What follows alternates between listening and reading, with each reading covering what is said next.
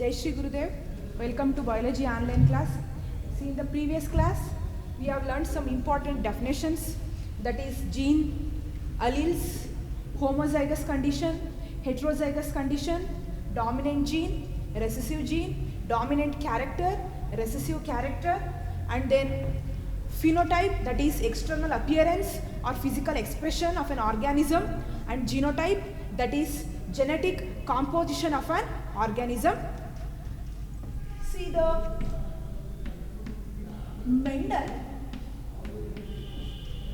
Mendel selected 14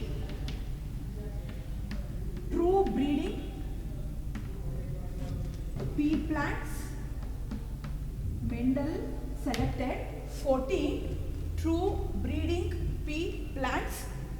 See, Mendel is going to discover some laws which governs the inheritance of genes. So here Mendel selected 14 true breeding pea plants, or you can say 7 pairs of contrasting characters. 7 pairs of contrasting characters. So true breeding andre ಏನು ಅಂತ ಆಮೇಲೆ ಹೇಳ್ತೀನಿ. First let us see which are the 7 pairs of contrasting characters selected by Mendel for his breeding experiment. Breeding in the sense crossing experiment to study the inheritance pattern. Okay, see here Mendel selected 7 pairs of contrasting characters. Let us see here characters.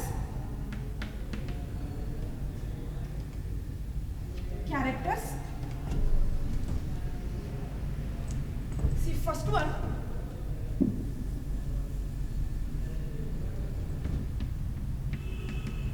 height of the plant. Height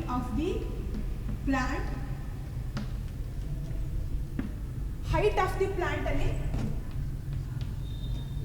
tall ಬರುತ್ತೆ and then dwarf ಬರುತ್ತೆ. So Mendel ಕ್ರಾಸ್ನ conduct ಮಾಡಿದ ಮೇಲೆ ಅವ್ರಿಗೆ ಗೊತ್ತಾಗುತ್ತೆ ಯಾವುದು dominant character ಯಾವುದು recessive character ಅಂತ. So ಹಾಗಾಗಿ ಇಲ್ಲಿ ಟಾಲ್ ಇದೆಯಲ್ಲ, see this will becomes A dominant trait. C trait in the sense dominant character. So dwarf is nothing but recessive trait or recessive character. See, tall is a dominant character and dwarf is a recessive character. See, I told 7 pairs of contrasting character. See, this is one pair.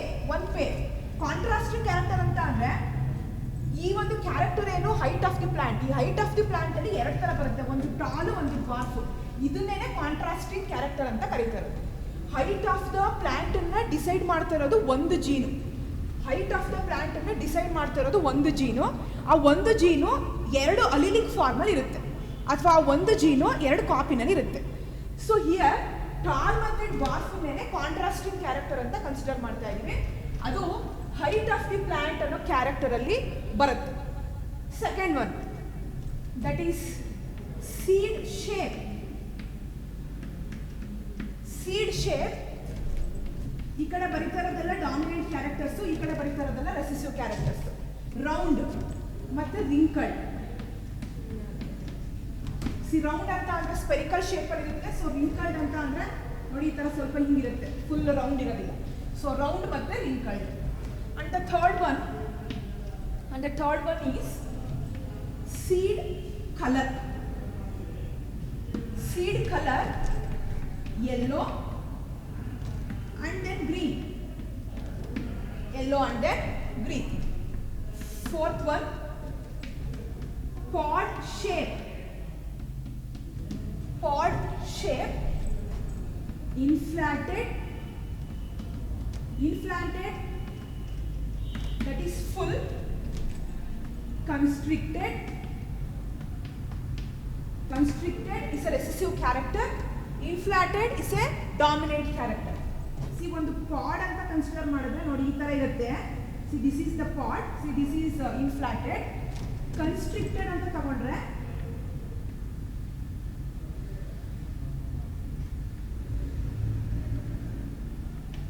So ಈ ತರ ಇರುತ್ತೆ. So ಪಾಡ್ shape ಅಲ್ಲಿ ಇನ್ಫ್ಲಾಟೆಡ್ ಮತ್ತೆ ಕನ್ಸ್ಟ್ರಿಕ್ಟೆಡ್ slight difference ಇರುತ್ತೆ ಎರಡು shape ಅಲ್ಲೂ. So ಇದನ್ನ dominant character ಅಂತ ಕನ್ಸಿಡರ್ ಮಾಡ್ತೀವಿ, ಇದನ್ನ ರೆಸಿಸಿವ್ ಕ್ಯಾರೆಕ್ಟರ್ ಅಂತ ಕನ್ಸಿಡರ್ ಮಾಡ್ತೀವಿ. And the fifth one pod shape ಆಯ್ತು. ಇವಾಗ ಪಾಡ್ ಕಲರ್, ಪಾಡ್ ಶೇಪ್ ಆಯ್ತು. ಪಾಡ್ ಕಲರ್, ಪಾಡ್ ಕಲರ್ ಅಲ್ಲಿ ಸಿ ಗ್ರೀನ್ ಈ ತರ ಗ್ರೀನ್ ಡಾಮಿನೆಂಟ್ ಆಗುತ್ತೆ, ಯೆಲ್ಲೋ ರೆಸಿಸಿವ್ ಆಗುತ್ತೆ. ಗ್ರೀನ್ ಡಾಮಿನೆಂಟ್ ಆಯಿತು, ಯೆಲ್ಲೋ ರೆಸಿಸಿವ್ ಕ್ಯಾರೆಕ್ಟರ್ ಆಯಿತು ಪಾಡ್ ಕಲರ್ ಅಲ್ಲಿ. ಬಟ್ ಸೀಡ್ ಕಲರ್ ಅಲ್ಲಿ ಯೆಲ್ಲೋ ಡಾಮಿನೆಂಟ್ ಆಗುತ್ತೆ, ಗ್ರೀನ್ ರೆಸಿಸಿವ್ ಆಗುತ್ತೆ. And the sixth one flower colour. Flower colour that is violet and white. So violet is dominant character and white is a recessive character. And the seventh one, flower position. And the seventh one, flower position that is axial. It's a dominant character and terminal. It's a recessive character. See, if you consider this is the stem. If the flower was present here, see this is the terminal position. If the flower was present here, then it is the axial position. Flower illidre terminal position tip alli idre. Axial position alli ikkade idre flower. See this is considered as axial position. So axial flower position anno character na tagondre axial adu dominant character, terminal adu recessive character. So ಈಗ ನೋಡಿ ಎಷ್ಟು peer ಆಗುತ್ತೆ, 7 pairs ಆಗುತ್ತೆ. 7 pairs of contrasting character ಅಂತ ಅಂದ್ರೆ ಏನು, ಈ character ಒಂದೇನೇನೆ ಆದ್ರೆ ಅದ್ರಲ್ಲಿ ಎರಡು ಬರುತ್ತೆ, ಒಂದು ಡಾಮಿನೆಂಟ್ ಟ್ರೇಟ್ ಬರುತ್ತೆ, ಇನ್ನೊಂದು ರೆಸಿಸಿವ್ ಟ್ರೇಟ್ ಬರುತ್ತೆ. ಫಾರ್ ಎಕ್ಸಾಂಪಲ್ ಈಗ ಪಾಡ್ ಕಲರ್ ಅನ್ನೋದು ಒಂದೇ ಒಂದು ಕ್ಯಾರೆಕ್ಟರು, ಈ ಪಾಡ್ ಕಲರ್ನ ಕಂಟ್ರೋಲ್ ಮಾಡ್ತಿರೋದು ಒಂದೇ ಒಂದು ಜೀನು. ಬಟ್ ಈ ಪಾಡ್ ಕಲರ್ ಅಲ್ಲಿ ಎಷ್ಟು ಟ್ರೇಟ್ ಬರುತ್ತೆ, ನಿಮಗೆ ಎರಡು ಟ್ರೇಟ್ ಬರುತ್ತೆ. ಒಂದು ಗ್ರೀನು ಅದು ಡಾಮಿನೆಂಟ್ ಟ್ರೇಟು, ಇನ್ನೊಂದು ಯೆಲ್ಲೋ ಅದು ರೆಸಿಸಿವ್ ಟ್ರೇಟು. ಸೊ ಟೋಟಲ್ ಆಗಿ ಹೇಳೋದಾದ್ರೆ ಮೆಂಡಲ್ ತಗೊಳ್ತಾ ಇರೋದು ಎಷ್ಟು ಪ್ಲಾಂಟ್ಸ್ಗಳನ್ನ, 14 ಪ್ಲಾಂಟ್ಸ್ಗಳನ್ನ ತಗೊಳ್ತಾ ಇರೋದು. ಪೇರಲ್ಲಿ ಹೇಳೋದಾದ್ರೆ ಎಷ್ಟು ಪೇರ್ಸ್ನ ತಗೊಳ್ತಾ ಇರೋದು, 7 pairs ಆಫ್ ಕಾಂಟ್ರಾಸ್ಟಿಂಗ್ ಕ್ಯಾರೆಕ್ಟರ್ಸ್ನ ಮೆಂಡಲ್ಲು ಅವರ ಒಂದು ಜೆನೆಟಿಕ್ ಎಕ್ಸ್ಪೆರಿಮೆಂಟ್ಸ್ಗಳಿಗೆ ಸೆಲೆಕ್ಟ್ ಮಾಡ್ಕೊಳ್ತಾರೆ. Is it clear? That is height of the plant, tall and dwarf, seed shape round and wrinkled, seed color yellow and green, pod shape that is inflated and constricted, pod color green and yellow, flower color violet and white, flower position axial and terminal. These are the 7 pairs of contrasting characters selected by Mendel for his experiments. Now let us see 14 true breeding pea plants selected by Mendel for his experiments. 14 true breeding pea plants selected by Mendel for his experiment. What is the meaning of true breeding? Mendel conduct ಮಾಡಿರುವಂತಹ genetic ಕ್ರಾಸಸ್ಗೆ ಹೋಗೋದಕ್ಕಿಂತ ಮುಂಚೆ ಆ ಒಂದು genetic ಕ್ರಾಸಿನ first step ಏನು, selection of true breeding plant, pea plant. Selection of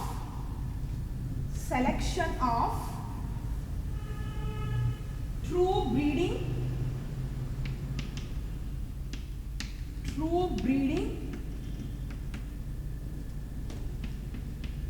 pea plants, or you can say selection of pure line parents. Selection of pure line parents. ಏನು true breeding ಅಂದರೆ ಅಥವಾ ಪ್ಯೂರ್ ಲೈನ್ ಪೇರೆಂಟ್ ಅಂದರೆ ಏನು? For an example, if we self pollinated tall plants. Self pollinated ಅಂದ್ರೆ ಏನು? Tall ಪ್ಲಾಂಟನ್ನು tall plant ಜೊತೆಗೆ cross ಮಾಡಿದಾಗ, ಪೀ ಪ್ಲಾಂಟ್. ಸೊ ಟಾಲ್ ಪ್ಲಾಂಟನ್ನು ಟಾಲ್ ಪ್ಲಾಂಟ್ ಜೊತೆಗೆ ಕ್ರಾಸ್ ಮಾಡಿದಾಗ ನಿನಗೆ ಟಾಲೇ ಬರಬೇಕು. If we self pollinated dwarf plants, then there is a formation of dwarf plants only, or there is a production of dwarf plants only. Dwarf ಪ್ಲಾಂಟ್ಸೇ produce ಆಗಬೇಕು, ಅಥವಾ ಟಾಲನ್ನು tall ಜೊತೆ cross ಮಾಡಿದಾಗ, self pollination ಮಾಡಿದಾಗ ಡ್ವಾರ್ಫೇ produce ಆಗಬೇಕು. So ಇದನ್ನ true breeding ಅಂತ ಕರೀತಾರೆ. ಈ ಥರ ಏನಾದರೂ ಪ್ರೊಡ್ಯೂಸ್ ಆಗ್ತಾ ಇಲ್ಲ ಅಂತ ಅಂದರೆ ಆ ಒಂದು ಪ್ಲಾಂಟ್ಸ್ಗಳನ್ನು ಕ್ರಾಸಿಂದ ಅವರು ಎಲಿಮಿನೇಟ್ ಮಾಡ್ತಾರೆ. ಆ ಒಂದು ಪ್ಲಾಂಟ್ಸ್ಗಳನ್ನು ಅವರ ಕ್ರಾಸಲ್ಲಿ ಯೂಸ್ ಮಾಡೋದಿಲ್ಲ. So If we self-pollinated tall plants, then there is a formation of tall plants only, or then there will be a production of tall plants only. Or if we self-pollinated dwarf plants, then there will be a production of dwarf plants only. He tried for all the 7 pairs of contrasting character. ಬರೀ tall ಮತ್ತು ಡ್ವಾರ್ಫಿಗೆ ಮಾತ್ರ try ಮಾಡೋದಿಲ್ಲ, ಅವ್ರು ಏನು 7 pairs of contrasting character ತಗೊಂಡಿರ್ತಾರೆ ಎಲ್ಲದಕ್ಕೂ try ಮಾಡ್ತಾರೆ. For an example, ಇವಾಗ ರೌಂಡನ್ನ, so round seeded ಪ್ಲಾಂಟನ್ನ ಮತ್ತೆ ಇನ್ನೊಂದು ರೌಂಡ್ ಸೀಡೆಡ್ ಪ್ಲಾಂಟ್ ಜೊತೆಗೆ ಸೆಲ್ಫ್ ಪಾಲಿನೇಷನ್ ಮಾಡಿದಾಗ ಫಸ್ಟ್ ಜನ್ರೇಷನಲ್ಲಿ ರೌಂಡೇ ಬರಬೇಕು, ಅದನ್ನು ಮಾತ್ರ ನಾವು ಟ್ರೂ ಬ್ರೀಡಿಂಗ್ ಅಂತ ಕರಿತೀವಿ. So Mendel tried for all 7 pairs of contrasting characters. So true breeding ಅಲ್ಲ ಅಂತ ಗೊತ್ತಾದರೆ ಅದನ್ನು ತಮ್ಮ ಎಕ್ಸ್ಪೆರಿಮೆಂಟ್ಸಿಂದ ಏನು ಮಾಡ್ತಾರೆ, ಅವರು ಎಲಿಮಿನೇಟ್ ಮಾಡ್ತಾರೆ. ಸೊ ಹಾಗಾಗಿ ಟ್ರೂ ಬ್ರೀಡಿಂಗ್ಗೆ ನಾವು ಏನು ಹೇಳ್ಬೋದು ಅಂದರೆ, true breeding is the one which produces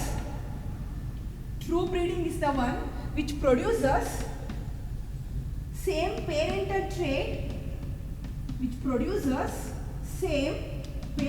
trait on self-pollination.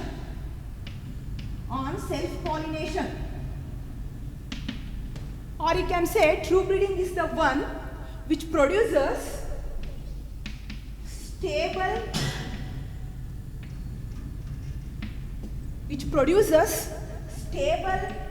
inheritance trait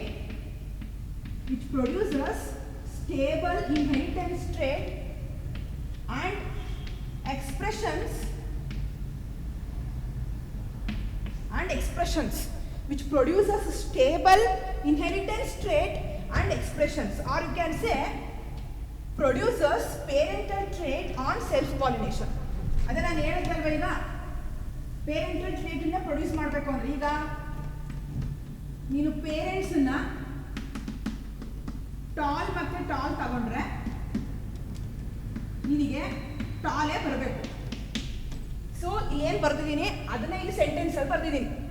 ಏನು ಪ್ರೊಡ್ಯೂಸಸ್ ಪೇರೆಂಟಲ್ ಟ್ರೇಟ್ ಬಂತ ಇಲ್ಲಿ ಫಸ್ಟ್ ಜನ್ರೇಷನಲ್ಲಿ ಆನ್ ಸೆಲ್ಫ್ ಪಾಲಿನೇಷನ್. ಇಲ್ಲಿ ಮಾಡಿದೇನು ಸೆಲ್ಫ್ ಪಾಲಿನೇಷನ್ ಮಾಡಿದಾಗ, ಸೆಲ್ಫ್ ಪಾಲಿನೇಷನ್ ಅಂತ ಅಂದರೆ ಏನು, that is the transfer of pollen grain from anther to the stigma of same flower is called ಏನಂತ ಕರಿತೀವಿ, ಅದನ್ನ ಸೆಲ್ಫ್ ಪಾಲಿನೇಷನ್ ಅಂತ ಕರಿತೀವಿ. ಈ ಟಾಲ್ ಪ್ಲಾಂಟ್ಸ್ಗಳಿರುತ್ತಲ್ಲ, ಈ ಟಾಲ್ ಪ್ಲಾಂಟ್ಸ್ಗಳನ್ನು ಸೆಲ್ಫ್ ಪಾಲಿನೇಷನ್ ಮಾಡಿದಾಗ, ಅಂದರೆ ಟಾಲಿಂದಾನೇ ಆಗ್ತಾ ಇದೆ ಅಂತ ತಾನೇ ಅರ್ಥ ಆಗುತ್ತೆ. ಈ ಟಾಲ್ ಪ್ಲಾಂಟ್ಸ್ಗಳನ್ನು ಸೆಲ್ಫ್ ಪಾಲಿನೇಷನ್ ಮಾಡಿದಾಗ ಏನು ಬರಬೇಕು, ಟಾಲೇ ಬರಬೇಕು. ಅಥವಾ ಡ್ವಾರ್ಫನ್ನ ಸೆಲ್ಫ್ ಪಾಲಿನೇಷನ್ ಮಾಡಿದಾಗ ಏನು ಬರಬೇಕು, ಡ್ವಾರ್ಫೇ ಬರಬೇಕು. ಈ ಥರ 7 pairs ಆಫ್ ಕಾಂಟ್ರಾಸ್ಟಿಂಗ್ ಕ್ಯಾರೆಕ್ಟರ್ಗೂ ಏನು ಮಾಡ್ತಾರೆ, ಮೆಂಡಲ್ಲು ಟ್ರೈ ಮಾಡ್ತಾರೆ, ಟ್ರೂ ಬ್ರೀಡಿಂಗನ್ನು ಸೆಲೆಕ್ಟ್ ಮಾಡ್ಕೊಳ್ತಾರೆ. ಅಥವಾ ಇನ್ನೊಂದು ಸೆಂಟೆನ್ಸ್ ಏನಂತ ಹೇಳ್ಬೋದು, ಸ್ಟೇಬಲ್ ಇನ್ಹೆರಿಟೆನ್ಸ್ ಟ್ರೇಟ್ ಅಂತ ಅಂದರೆ, ಈ ಟಾಲ್ ಅನ್ನೋ ಒಂದು ಕ್ಯಾರೆಕ್ಟರು ಸ್ಟೇಬಲ್ ಆಗಿರೋದಕ್ಕೇನೆ ಅದು ನೆಕ್ಸ್ಟ್ ಜನ್ರೇಷನ್ಗೂ ಹಂಗೆ ಪಾಸ್ ಆಗಿರೋದು. ಅದು ಸ್ಟೇಬಲ್ ಆಗಿಲ್ಲ ಅಂತ ಅಂದಿದ್ರೆ ಅದು ಆಸ್ ಇಟ್ ಈಸ್ ನೆಕ್ಸ್ಟ್ ಜನ್ರೇಷನ್ಗೆ ಪಾಸ್ ಆಗ್ತಾ ಇರಲಿಲ್ಲ. ಸೊ ಹಾಗಾಗಿ ನೆಕ್ಸ್ಟ್ ಸೆಂಟೆನ್ಸಲ್ಲಿ ನಾವು ಏನು ಸಹ ಹೇಳ್ಬೋದು ಟ್ರೂ ಬ್ರೀಡಿಂಗ್ ಅಂದರೆ, so true breeding is the one which produces stable inheritance trait and expressions. So ನಾವು ಸೆಲ್ಫ್ ಪಾಲಿನೇಷನನ್ನು ಮಾಡಿದಾಗ ಸ್ಟೇಬಲ್ ಇನ್ಹೆರಿಟೆನ್ಸ್ ಟ್ರೇಟನ್ನು ಪ್ರೊಡ್ಯೂಸ್ ಮಾಡುತ್ತೆ ಆ್ಯಂಡ್ ಎಕ್ಸ್ಪ್ರೆಷನ್ಸನ್ನು ಪ್ರೊಡ್ಯೂಸ್ ಮಾಡುತ್ತೆ. ಇಲ್ಲಿ ಟಾಲ್ ಇಂಟು ಟಾಲ್ ಅಂತ ನಾನು ಬರ್ದಿದ್ದೀನಿ, ಕನ್ಫ್ಯೂಸ್ ಮಾಡ್ಕೊಂಬೇಡಿ, ಅದು ಸೆಲ್ಫ್ ಪಾಲಿನೇಷನ್ ಮಾಡ್ತಿರೋದು. ಈಗ ಟಾಲ್ ಪ್ಲಾಂಟಲ್ಲಿ ಸೆಲ್ಫ್ ಪಾಲಿನೇಷನ್ ಮಾಡ್ತಾ ಇದ್ದಾರೆ ಅಂತ ಅಂದರೆ ಅರ್ಥ, ಅದೇ ಪ್ಲಾಂಟಿನ ಪೊಲನ್ ಗ್ರೇನ್ನ ತಗೊಂಡು ಅದೇ ಪ್ಲಾಂಟಿನ ಸ್ಟಿಗ್ಮಾ ಮೇಲ್ಗಡೆ ಲ್ಯಾಂಡ್ ಮಾಡ್ತಾ ಇದ್ದಾರೆ. ಸೊ ಹಾಗಾಗಿ ಇಲ್ಲಿ ಟಾಲ್ ಇಂಟು ಟಾಲ್ ಅಂತ ಬರೀತಾ ಇದ್ದಾರೆ. ಸೊ ಅದರಲ್ಲಿ ಏನು ಮಾಡ್ತಿರೋದಲ್ಲಿ ಸೆಲ್ಫ್ ಪಾಲಿನೇಷನನ್ನು ಮಾಡ್ತಾರೆ. Okay, see this is nothing but true breeding pea plants selection for his experiment. ಈ ಥರ ಟ್ರೂ ಬ್ರೀಡಿಂಗ್ ಪೀ ಪ್ಲಾಂಟ್ಸ್ಗಳನ್ನು ಅವರು ಸೆಲೆಕ್ಟ್ ಮಾಡ್ಕೊಳ್ತಾರೆ. ಸೆಲೆಕ್ಟ್ ಮಾಡಿಕೊಂಡು ಅವರ ಒಂದು ಜೆನೆಟಿಕ್ ಕ್ರಾಸಸ್ಸನ್ನು ಕಂಡಕ್ಟ್ ಮಾಡ್ತಾರೆ. ಆ ಇನ್ಹೆರಿಟೆನ್ಸ್ ಪ್ಯಾಟ್ರನನ್ನು ಸ್ಟಡಿ ಮಾಡೋದಕ್ಕೆ ಜೆನೆಟಿಕ್ ಕ್ರಾಸಸ್ಸನ್ನು ಕಂಡಕ್ಟ್ ಮಾಡ್ತಾರೆ. ಅದರಲ್ಲಿ ಅವರು First let us take inheritance of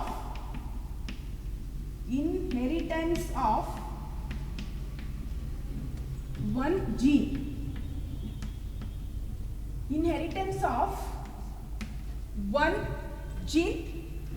Mendel conducted breeding experiments or hybridization experiments and crossing anta. Mendel conducted breeding experiments or hybridization experiments on pea plant for 7 years. 7 years ಅವರು conduct ಮಾಡ್ತಾರೆ ಈ ಒಂದು ಎಕ್ಸ್ಪೆರಿಮೆಂಟ್ಸ್ಗಳನ್ನು. That is 1856 ಇಂದ 1863 ತನಕ ಈ ಒಂದು year ಬರುತ್ತೆ. 1856 to 1863 for 7 years Mendel conducted breeding experiments or hybridization experiments on garden pea plant, and Mendel selected pea plant, or you can say the scientific name Pisum sativum for his experiment. So due to some reasons, ಆ reasons already first ವಿಡಿಯೋದಲ್ಲಿ explain ಮಾಡಿದ್ದಾರೆ ಏನಕ್ಕೆ Mendel ಪೀ ಪ್ಲಾಂಟನ್ನೇ ಅವರ ಒಂದು crossing ಎಕ್ಸ್ಪೆರಿಮೆಂಟ್ಸ್ಗಳಿಗೆ select ಮಾಡ್ಕೊಳ್ತಾರೆ ಅಂತ. See inheritance of one ಜೀನನ್ನು ನೋಡೋಣ. ಒಂದು ಜೀನು ಯಾವ ಥರ ಒಂದು ಜನರೇಷನಿಂದ ಇನ್ನೊಂದು ಜನರೇಷನ್ಗೆ ಇನ್ಹೆರಿಟೆನ್ಸ್ ಆಗುತ್ತೆ. See what is the inheritance pattern, ಅದನ್ನು ಸ್ಟಡಿ ಮಾಡೋದಕ್ಕೆ ಈ ಒಂದು ಕ್ರಾಸಿಂಗ್ ಎಕ್ಸ್ಪೆರಿಮೆಂಟನ್ನು ಕಂಡಕ್ಟ್ ಮಾಡ್ತಾರೆ. First let us take parents. See ಪೇರೆಂಟ್ಸನ್ನ ತಗೊಳ್ಳೋಣ. ಪೇರೆಂಟ್ಸ್ ಇಲ್ಲಿ ಹೈಟ್ ಆಫ್ ದ ಪ್ಲಾಂಟ್ ಅಥವಾ ಹೈಟ್ ಆಫ್ ದ ಸ್ಟೆಮ್ ಈ ಒಂದು ಕ್ಯಾರೆಕ್ಟರ್ನ ತಗೊಳ್ಳೋಣ. ಈ ಒಂದು ಕ್ಯಾರೆಕ್ಟರಲ್ಲಿ ಯಾವ್ದು ಬರುತ್ತೆ? ಟಾಲ್ ಬರುತ್ತೆ, ಮತ್ತೆ ಇನ್ನೇನು ಬರುತ್ತೆ? ಡ್ವಾರ್ಫ್ ಬರುತ್ತೆ. ಸೊ ಇಲ್ಲಿ ತಗೊಂಡಿರೋ ಕ್ಯಾರೆಕ್ಟರ್ ಯಾವುದು? Height of the plant, or you can say height of the stem. Height of the plant ಅಂತ ಅನ್ಕೊಳ್ಳೋಣ ಅಥವಾ ಹೈಟ್ ಆಫ್ ದಿ ಸ್ಟೆಮ್ ಅಂತ ಅನ್ಕೊಳ್ಳೋಣ. ಆ ಒಂದು ಕ್ಯಾರೆಕ್ಟರ್ನ ತಗೊಂಡಿದ್ದಾರೆ. That is tall and dwarf. C Mendel crossed these two plants which are differ in one character, that is height ಅನ್ನೋ ಒಂದು character ಅಲ್ಲಿ ಈ ಎರಡು ಪ್ಲಾಂಟ್ಗೂ ಡಿಫ್ರೆನ್ಸ್ ಇದೆ. ಎರಡು ಪೈಸಮ್ ಸಟೈವಮ್ ಅನ್ನೋ ಸ್ಪೀಶೀಸ್ ಏನೇ, ಆದರೆ ಒಂದು ಕ್ಯಾರೆಕ್ಟರ್ ಅಲ್ಲಿ ಎರಡು ಪ್ಲಾಂಟ್ಗೂ ಡಿಫ್ರೆನ್ಸ್ ಇದೆ. That is height of the plant. ಅದೆರಡನ್ನು ಕ್ರಾಸ್ ಮಾಡ್ತಾರೆ. ಈಗ ನೀವು ಫಿನೋಟೈಪ್ ಅಂದ್ರೆ ಏನು? External appearance of an organism, or you can say physical expression. ಈಗ ನೀನು ನೋಡಿದ ತಕ್ಷಣ ಹೇಳ್ತೀಯ ಈ ಪ್ಲಾಂಟ್ ಟಾಲ್ ಇದೆ ಅಥವಾ ಈ ಪ್ಲಾಂಟ್ ಡ್ವಾರ್ಫ್ ಇದೆ ಅಂತ. ಇದೇ ಫಿನೋಟೈಪ್. ನಿನ್ನ ಪೇರೆಂಟ್ಸ್ ಇಲ್ಲಿ ಏನು ಬರ್ದಿದ್ಯಾ ಇದೇ ಫಿನೋಟೈಪೇ ಬರ್ದಿರೋದು. Physical appearance or external appearance of an organism. So that is phenotype. Next ಏನು ಬರ್ಕೊಳ್ಳೋಣ? ಇಲ್ಲಿ ಜೀನೋಟೈಪನ್ನು ಬರ್ಕೊಳ್ಳೋಣ. That is genetic composition of an organism. Tall ಪ್ಲಾಂಟಿಗೆ ಅದು ಡಾಮಿನೆಂಟ್ ಟ್ರೇಟ್ ಅಲ್ವಾ? ಸೊ ಡಾಮಿನೆಂಟ್ ಟ್ರೇಟನ್ನು ಡಿನೋಟ್ ಮಾಡೋಕ್ಕೆ ಕ್ಯಾಪಿಟಲ್ ಲೆಟರ್ಸನ್ನು ಯೂಸ್ ಮಾಡ್ತೀವಿ. ಮತ್ತೆ ಇಲ್ಲಿ ಜೀನ್, ಒಂದು ಜೀನು ಎಷ್ಟು ಅಲಿಲಿಕ್ ಫಾರ್ಮಲ್ ಇದೆ? 2 ಅಲಿಲಿಕ್ ಫಾರ್ಮಲ್ ಇದೆ. Single gene present in the 2 allelic form. See here capital T, and you can write here D ಅಂತ ಬರಿಬಾರ್ದು. ಇಲ್ಲಿ ಏನು ನೀನು ಡಾಮಿನೆಂಟ್ ಟ್ರೇಟಿಗೆ ಕ್ಯಾಪಿಟಲ್ ಲೆಟರ್ ಬರ್ದಿರ್ತೀಯ ಅದನ್ನೇ ಸ್ಮಾಲ್ ಲೆಟರಲ್ಲಿ ರೆಸೆಸಿವ್ ಟ್ರೇಟಿಗೆ ತಗೋಬೇಕು. ಡ್ವಾರ್ಫ್ ಅನ್ನೋದು ರೆಸೆಸಿವ್ ಟ್ರೇಟ್ ಅಲ್ವಾ? ಸೊ ಅದಕ್ಕೆ ಏನಂತ ತಗೊಳ್ಳೋಣ? Small T. ಮೆಂಡಲ್ ಈ ಎಕ್ಸ್ಪೆರಿಮೆಂಟ್ನ ಕಂಡಕ್ಟ್ ಮಾಡ್ತಾ ಇರಬೇಕಾದ್ರೆ ಇದು ಡಾಮಿನೆಂಟ್ ಇದು ರೆಸೆಸಿವ್ ಅಂತ ಅಲ್ಲ, ಅವ್ರು ಹೇಳಲ್ಲ. ಅವ್ರು ಎಕ್ಸ್ಪೆರಿಮೆಂಟ್ನ ಕಂಡಕ್ಟ್ ಮಾಡಾದ್ಮೇಲೆ ಯಾವುದು ಡಾಮಿನೆಂಟ್ ಟ್ರೇಟು ಯಾವುದು ರೆಸೆಸಿವ್ ಟ್ರೇಟ್ ಅಂತ ಗೊತ್ತಾಗುತ್ತೆ. ಸೊ ಇವಾಗ ಇಲ್ಲಿ ಟಾಲಿಗೆ ಕ್ಯಾಪಿಟಲ್ ಟಿ ತಗೊಳ್ಳೋಣ, ಡ್ವಾರ್ಫಿಗೆ ಏನು ತಗೊಳ್ಳೋಣ? ಸ್ಮಾಲ್ ಟಿ ತಗೊಳ್ಳೋಣ. ಏನು? ಜೀನೋಟೈಪನ್ನು. ನೆಕ್ಸ್ಟ್ ಏನು ಬರೋಣ? ಗ್ಯಾಮೆಟ್ಸಿಗೆ ಬರೋಣ. ಸೊ ನೋಡಿ ಯಾವ ಥರ ಕ್ರಾಸ್ ಮಾಡ್ತಾರೆ ಅಂತ ಒಂದು ತಿಳ್ಕೊಳ್ಳೋಣ. ಸೊ ಇಲ್ಲಿ ಇದಕ್ಕೆ ನಾವು ಕಂಟ್ರೋಲ್ಡ್ ಪಾಲಿನೇಷನ್ ಅಂತ ಕರಿತೀವಿ. So controlled pollination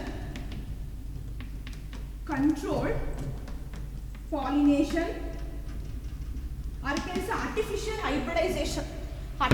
hybridisation or controlled pollination ಅನ್ನ ಮಾಡ್ತಾರೆ. ಇಲ್ಲಿ ಪಾಲಿನೇಷನ್ ಅಂದ್ರೆ ಗೊತ್ತು, transfer of pollen grains from anther to the stigma is called pollination. ಇಲ್ಲಿ ಕಂಟ್ರೋಲ್ಡ್ ಪಾಲಿನೇಷನ್ ಅಂದ್ರೆ ಏನು? ಈಗ ನೋಡಿ ಒಂದು ಫೀಮೇಲ್ ಪ್ಲಾಂಟನ್ನು ತಗೊಂಡಿದ್ದಾರೆ. ನೋಡಿ ಈ ಒಂದು ಸಿಂಬಲ್ನ ಫೀಮೇಲ್ಗೆ ಯೂಸ್ ಮಾಡ್ತಾರೆ, ಈ ಒಂದು ಸಿಂಬಲ್ನ ಮೇಲಿಗೆ ಯೂಸ್ ಮಾಡ್ತಾರೆ. ಈಗ ಫೀಮೇಲ್ ಪ್ಲಾಂಟನ್ನೇ ಟಾಲ್ ಅಂತ ಅನ್ಕೊಳ್ಳೋಣ. ಈ ಮೇಲ್ ಪ್ಲಾಂಟ್ ಇದೆಯಲ್ಲ ಅದನ್ನ ಡ್ವಾರ್ಫ್ ಅಂತ ಅನ್ಕೊಳ್ಳೋಣ. ಸೊ ಈ ಮೇಲ್ ಪ್ಲಾಂಟನ್ನ ಡ್ವಾರ್ಫ್ ಅನ್ಕೊಳ್ಳೋಣ, ಫೀಮೇಲ್ ಪ್ಲಾಂಟನ್ನ ಏನಂತ ಅನ್ಕೊಳ್ಳೋಣ? ಟಾಲ್ ಅಂತ ಅನ್ಕೊಳ್ಳೋಣ. ಈಗ ಎರಡು ಪ್ಲಾಂಟನ್ನು ನಾನು ಕ್ರಾಸ್ ಮಾಡಬೇಕು ಅಂತ ಅಂದರೆ ಇದು ಫೀಮೇಲು, ಇದೇನಿದು ಮೇಲ್. ಈ ಮೇಲ್ ಪ್ಲಾಂಟ್ ಇದೆಯಲ್ಲ ಇದರಿಂದ ಪೋಲನ್ ಗ್ರೈನ್ಸ್ ಕಲೆಕ್ಟ್ ಮಾಡ್ಕೊಳ್ತೀವಿ. Pollen grains are collected from the male parent. So pollen grains are collected from the male parent. And one more thing here, female plant tall ಆಗಿರಬೇಕು, ಮೇಲ್ ಪ್ಲಾಂಟೆಡ್ ಡ್ವಾರ್ಫ್ ಆಗಿರಬೇಕು ಅಂತ ಏನಿಲ್ಲ. ಒಂದು control pollination ಹೇಗೆ ಮಾಡ್ತಾರೆ ಅಂತ ಎಕ್ಸಾಂಪಲಿಗೆ ಅಷ್ಟೇ ನಾನು ಹೇಳ್ತಾ ಇರೋದು. Pollen grains are collected from the male parent. And ಈಗ ಇದು ಫೀಮೇಲ್ ಅಂದರೆ ಆಂಡ್ರೂಷಿಯಮು ಇರುತ್ತೆ, ಗೈನೂಷಿಯಮು ಇರುತ್ತೆ. ಈ ಒಂದು ಫ್ಲವರ್ ಬೈಸೆಕ್ಷುವಲ್ ಆಗಿದೆ ಅಂತ ಅಂದರೆ ಆಂಡ್ರೂಷಿಯಮ್ ದಟ್ ಈಸ್ ಸ್ಟೇಮನ್ಸ್. ಸ್ಟೇಮನ್ಸಿನ ಇಂಡಿವಿಜುವಲ್ ಯೂನಿಟ್ಸ್ ಯಾವುದು? ಆಂಥರ್. ಆಂಥರ್ ಇರುತ್ತೆ. ಮತ್ತೆ ಗೈನೂಷಿಯಮ್ ಯಾವ್ದಿರುತ್ತೆ? ಓವರಿನೂ ಇರುತ್ತೆ. Ovary that is stigma, style ovary. Pistil ಇರುತ್ತೆ. ಪಿಸ್ಟಿಲ್ ಇರುತ್ತೆ. ಫ್ಲವರ್ ತಾನೇ ಪಾಲಿನೇಷನ್ ಮಾಡ್ತಾ ಇರೋದು. ಸೊ ಹಾಗಾಗಿ ಬೈಸೆಕ್ಷನ್ ಅನ್ನೋ ಪದನ ಫ್ಲವರಿಗೆ ಯೂಸ್ ಮಾಡೋಣ, ಪ್ಲಾಂಟಿಗೆ ಬೇಡ. ಸೊ ಬೈಸೆಕ್ಷುವಲ್ ಪ್ಲಾಂಟ್ ಅಂತ ತಗೊಂಡಾಗ ಮೇಲ್ ಫ್ಲವರು, ಫೀಮೇಲ್ ಫ್ಲವರು ಎರಡೂ ಫ್ಲವರು ಒಂದೇ ಪ್ಲಾಂಟಲ್ಲಿ ಇದ್ದಾಗ ಅದು ಬೈಸೆಕ್ಷುವಲ್ ಪ್ಲಾಂಟ್ ಆಗುತ್ತೆ. ಬೈಸೆಕ್ಷುವಲ್ ಫ್ಲವರ್ ಅಂತ ತಗೊಂಡ್ರೆ ಆಂಡ್ರೂಷಿಯಮು, ಗೈನೂಷಿಯಮು ಆ ಎರಡೂ ಪಾರ್ಟು ಒಂದೇ ಫ್ಲವರಲ್ಲಿ ಇದ್ರೆ ಅದು ಬೈಸೆಕ್ಷುವಲ್ ಫ್ಲವರ್ ಆಗುತ್ತೆ. ಈಗ ನಾನು ಪಾಲಿನೇಷನ್ ಮಾಡ್ತಿರೋದು ಆಗೋದು ಆ್ಯಕ್ಚುಲಿ ಫ್ಲವರಲ್ಲಿ. ಸೊ ಹಾಗಾಗಿ ನಾನು ಇಲ್ಲಿ ಬೈಸೆಕ್ಷನ್ ಅನ್ನೋದನ್ನು ಫ್ಲವರಿಗೆ ಕನ್ಸಿಡರ್ ಮಾಡಿ. ಓಕೆನಾ? ಸೊ ಇಲ್ಲಿ ಏನಾಯಿತು? ಸ್ಟೇಮನ್ಸು, ಆಂಥರ್ಸು ಇದೆ, ಪಿಸ್ಟಿಲು ಇದೆ. ಪಿಸ್ಟಿಲ್ ಅಂತ ಅಂದರೆ female reproductive part that is gynoecium ಇದೆ. ಈಗ ಪೋಲನ್ ಗ್ರೈನ್ಸ್ನ ಮೇಲ್ ಪೇರೆಂಟಿಂದ ಕಲೆಕ್ಟ್ ಮಾಡ್ಕೊಂಡಿದ್ದೀವಿ. ಇದನ್ನ ಇಲ್ಲಿ ovary that is stigma, style ಮತ್ತು ಓವರಿ ಇರುತ್ತಲ್ಲ, ಈ ಒಂದು ಸ್ಟಿಗ್ಮಾ ಮೇಲ್ಗಡೆ ಈ ಪೋಲನ್ ಗ್ರೈನ್ಸ್ನ ಲ್ಯಾಂಡ್ ಮಾಡಬೇಕು. ಅಂದರೆ ಈ ಒಂದು ಪ್ಲಾಂಟಿನ ಇದು ಬೇಡ. ಏನು ಬೇಡ? ಸ್ಟೇಮನ್ಸ್ ಅಥವಾ ಆಂಥರ್ ಬೇಡ. ಯಾಕಂದರೆ ಈ ಆಂಥರ್ ಏನಾದರೂ ಡೈಸೆನ್ಸ್ ಆದರೆ, ಓಪನ್ ಆದರೆ ಇದ್ರದ್ದೇ ಪೋಲನ್ ಗ್ರೈನ್ ರಿಲೀಸ್ ಆಗುತ್ತೆ. ಅದ್ರದ್ದೇ ಪೋಲನ್ ಗ್ರೈನ್ ಬಂದು ಈ ಸ್ಟಿಗ್ಮಾ ಮೇಲ್ಗಡೆ ಲ್ಯಾಂಡ್ ಆಗುತ್ತೆ. ಅವಾಗ ಅದು ಸೆಲ್ಫ್ ಪಾಲಿನೇಷನ್ ಆಗೋಗುತ್ತೆ, ಕಂಟ್ರೋಲ್ ಪಾಲಿನೇಷನ್ ಆಗಲ್ಲ. ಅದಕ್ಕೆ ಏನು ಮಾಡಬೇಕು? ಆಂಥರ್ನ ರಿಮೂವ್ ಮಾಡಿಬಿಡ್ಬೇಕು. ಅದು ಓಪನ್ ಆಗೋಕ್ಕಿಂತ ಮುಂಚೆನೇ ರಿಮೂವ್ ಮಾಡಬೇಕು. ಬಿಫೋರ್ ಡೈಸೆನ್ಸ್ ಅಂತ ಕರಿತೀವಿ. Removal of anther, removal of anther before dehiscence is called emasculation. Removal of anther before dehiscence is called emasculation. ಅದನ್ನ emasculation ಅಂತ ಕರಿತೀವಿ. ಈಗ the pollen grains are collected from the male parent and dusted on the stigma of the female parent. ಅದು stigma ಮೇಲ್ಗಡೆ land ಮಾಡಿದ್ವಿ. If the flower was found to be bisexual, if the flower was found to be bisexual, then there will be a removal of anther before dehiscence is called emasculation. So anther na remove ಮಾಡಿಬಿಟ್ಟಿದ್ದೀನಿ ನಾನು. ಬರೀ ovary ಇದೆ ಅಥವಾ stigma ಇದೆ, style ಇದೆ, ಅಂದರೆ female reproductive part ಮಾತ್ರ ಇದೆ. ಈ ಸ್ಟಿಗ್ಮಾ ಮೇಲ್ಗಡೆ ಈ ಪೋಲನ್ ಗ್ರೈನ್ಸ್ನ ಲ್ಯಾಂಡ್ ಮಾಡ್ತಾ ಇದ್ವಿ. ಅದನ್ನ ಇಲ್ಲಿ ಮಾಡ್ತಾ ಇರೋದು. ಹೈಬ್ರಿಡೈಸೇಷನ್ ಎಕ್ಸ್ಪೆರಿಮೆಂಟ್ಸ್ ಪ್ಲಾಂಟ್ಸ್ಗಳಲ್ಲಿ ಯಾವ ಥರ ಮಾಡ್ತಾರೆ ಅಂತ ಅಂದರೆ, ಮೇಲ್ ಪೇರೆಂಟಿಂದ ಪೋಲನ್ ಗ್ರೈನ್ಸ್ನ ಕಲೆಕ್ಟ್ ಮಾಡಿಕೊಂಡು ಫೀಮೇಲ್ ಪೇರೆಂಟಿನ ಸ್ಟಿಗ್ಮಾ ಮೇಲ್ಗಡೆ ಲ್ಯಾಂಡ್ ಮಾಡ್ತಾರೆ. ಅದು ಬೈಸೆಕ್ಷುವಲ್ ಫ್ಲವರ್ ಆಗಿದ್ರೆ ಆ ಒಂದು ಫೀಮೇಲ್ ಪೇರೆಂಟ್ ಏನು ಆಂಥರ್ ಅಥವಾ ಸ್ಟೇಮನ್ ಇರುತ್ತೆ ಅದನ್ನ ಏನು ಮಾಡ್ತಾರೆ? ರಿಮೂವ್ ಮಾಡ್ತಾರೆ. That process is called emasculation. ಅವಾಗ ಅದು ಕಂಪ್ಲೀಟ್ಲಿ ಫೀಮೇಲ್ ಫ್ಲವರ್ ಆಗುತ್ತೆ. ಇದ್ರದ್ದು ಸ್ಟಿಗ್ಮಾ ಮೇಲ್ಗಡೆ ಪೋಲನ್ಸ್ನ ಲ್ಯಾಂಡ್ ಮಾಡ್ತಾರೆ. ಅದೇ ಥರ ಕ್ರಾಸಿಂಗನ್ನು ಇಲ್ಲಿ ಮಾಡ್ತಾ ಇರೋದು. ಅರ್ಥ ಆಯ್ತಲ್ಲ? ಸೊ ಇವಾಗ ಇಲ್ಲಿ ಗ್ಯಾಮೆಟ್ಸ್ ಫಾರ್ಮೇಷನ್ ಆಗಬೇಕು. ಗ್ಯಾಮೆಟ್ಸ್ ಅಂದರೆ ನಿಮಗೆ ಗೊತ್ತು, ನಾನು ಹೇಳಿದ್ದೀನಿ. ಒಂದು ಜೀನು ಎರಡು ಅಲಿಲಿಕ್ ಫಾರ್ಮಲ್ಲಿ ಇರುತ್ತೆ. ಆದರೆ ಗ್ಯಾಮೆಟಿಗೆ ಹೋಗೋದು ಎಷ್ಟು ಅಲ್ಲಿಲೋ? ಒಂದೇ ಒಂದು ಅಲ್ಲಿಲ್ ಹೋಗುತ್ತೆ. That is capital T, small T, small T. ಇದೊಂದು ಗ್ಯಾಮೆಟು, ಇದೊಂದು ಗ್ಯಾಮೆಟು, ಇದೊಂದು ಗ್ಯಾಮೆಟು, ಇದೊಂದು ಗ್ಯಾಮೆಟು. ಈಗ ಈ ಗ್ಯಾಮೆಟು ಇದ್ರ ಜೊತೆನಾದರೂ ಫ್ಯೂಸ್ ಆಗ್ಬೋದು, ಅಥವಾ ಈ ಗ್ಯಾಮೆಟು ಇದ್ರ ಜೊತೆನಾದರೂ ಫ್ಯೂಸ್ ಆಗ್ಬೋದು. ಈ ಗ್ಯಾಮೆಟು ಇದ್ರ ಜೊತೆನಾದರೂ ಆಗ್ಬೋದು, ಅಥವಾ ಇದ್ರ ಜೊತೆನಾದರೂ ಆಗ್ಬೋದು. ಅದು ಹೆಂಗೆ ಆದ್ರೂ ನಿನಗೆ ಬರ್ತಾ ಇರೋದು ಒಂದೇ ಥರದ ಪ್ಲಾಂಟ್ ಅಥವಾ ಒಂದೇ ಥರದ ಜೆನೆಟಿಕ್ ಕಾಂಬಿನೇಷನ್. ಏನದು? Capital T, small T. ಇದೊಂದೇ ಅಲ್ವಾ ಬರ್ತಾ ಇರೋದು? ನೋಡಿ, capital T, small T, capital T, small T, capital T, small T, capital T, small T. ಅದು ಒಂದೇ ಜೆನೆಟಿಕ್ ಕಾಂಬಿನೇಷನ್ ಬರೋದಕ್ಕೆ ಸಾಧ್ಯ. ಕ್ಯಾಪಿಟಲ್ ಟಿ, ಸ್ಮಾಲ್ ಟಿ ಬಂದಾಗ ಇಲ್ಲಿ ಏನು ಎಕ್ಸ್ಪ್ರೆಸ್ ಆಗುತ್ತೆ? ಇದು ಯಾವ ಕಂಡೀಷನ್? ಇದು ಹೋಮೋಸೈಗಸ್, ಹೆಟ್ರೋಸೈಗಸ್? ಇದು heterozygous condition. So let us right here heterozygous tall. Heterozygous tall ಅಂತ ಬರೆಯೋಣ. ಇದು ಫಸ್ಟ್ ಜನರೇಷನ್ ಅಲ್ವಾ? ಫಸ್ಟ್ ಜನರೇಷನ್ ಅನ್ನ ಫೀಲಿಯಲ್ ಫಸ್ಟ್ ಪ್ರೋಜನಿ ಅಂತಾನೂ ಹೇಳ್ತಾರೆ, ಅಥವಾ F1 ಜನರೇಷನ್ ಅಂತಾನೂ ಹೇಳ್ತಾರೆ. F1 generation or filial first progeny. In F1 generation we get only tall plants, heterozygous tall plants. Okay, heterozygous tall plants ಬರುತ್ತೆ. ಇದೇನು? homozygous tall, ಇದೇನು? homozygous dwarf. In F1 we'll get only heterozygous tall plants. So it's time out. We'll continue in the next class. Thank you.